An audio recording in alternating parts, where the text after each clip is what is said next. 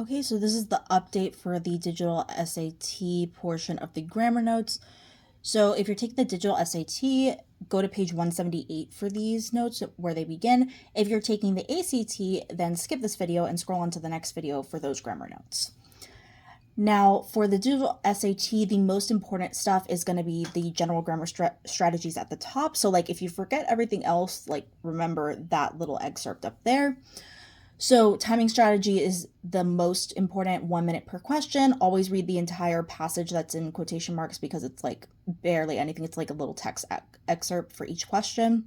Because remember, each question corresponds to that little text excerpt. There's no longer like those long passages with all those corresponding questions. And then question order. So remember, this is going to be part of the reading and writing portion. So they've mixed grammar and reading comprehension skills now. So you're going to now be looking out for these words, conventions of standard English and most logical transition, to find those grammar questions, to do those first, because remember, they're a third of the questions, and it's a lot easier to get little grammar questions right than it is to get complex reading comprehension ones right. So that's why you're better off doing these first. And then also the importance of context. Always remember that a bunch of grammar rules just boil down to make sure it matches everything that's around it. And then look at the answer choices to see what's being tested. So if you see like a bunch of transition words and you see the word most logical transition, transitions. But if you see stuff like this, especially helps with conventions of standard English questions. So if you see stuff like there's a semicolon here and a comma here and comma fanboys here, like that they're testing probably like how to connect different clauses, that sort of thing. Or if you see like the verb tenses are changing, like that's probably what they're testing.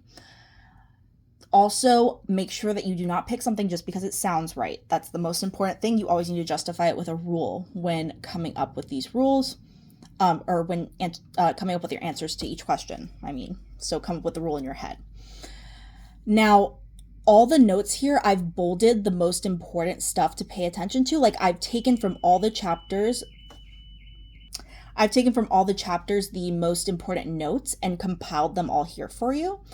So you have like a little note section, and then I've bolded the most important parts to pay attention to, basically. Like if you are kind of like cramming and only have time to look at a few things, that's what that's kind of for, or just like what you should be reminding yourself of extra before the exam, like the stuff that's most likely to show up, is what's bolded. So that's that. You can just kind of go through all of that and just kind of review, because all the other stuff, this is all stuff that we've already been over in the different chapters.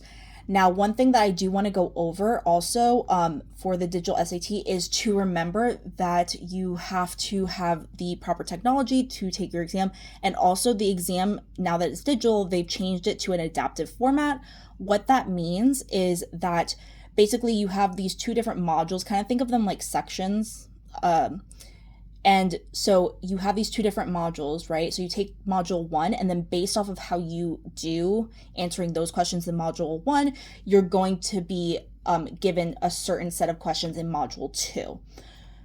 So it's not like every single question is adapting. It's like you're taking the whole module 1, and then that tells the system, I guess, is what you would call it, what to give you for module 2. So just be aware of that.